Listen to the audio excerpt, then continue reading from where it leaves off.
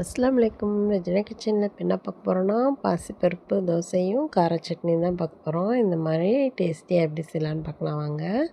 பாசிப்பருப்பை நல்லா சுத்தம் பண்ணி கழுவிட்டு 1 மணி நேரம் நம்ம ஊற வச்சுக்கலாம்.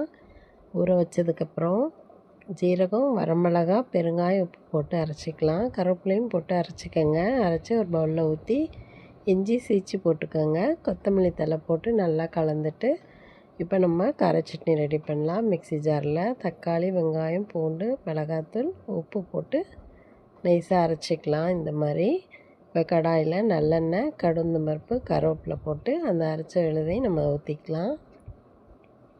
பெருங்காயம் லைட்டாக கம்மியாக போட்டுக்கோங்க. போட்டு அதை நல்லா வதக்கிட்டு நல்லா கொதிக்கணும். சிம்மிலே வச்சு கொதிக்க விடுங்க.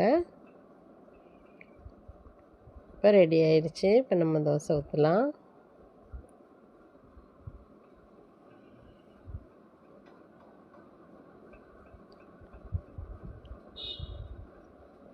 மெலிசாக ஊற்றிக்கங்க. எண்ணெய் ஊற்றிக்கங்க, இல்லை நெய் ஊற்றிக்கங்க.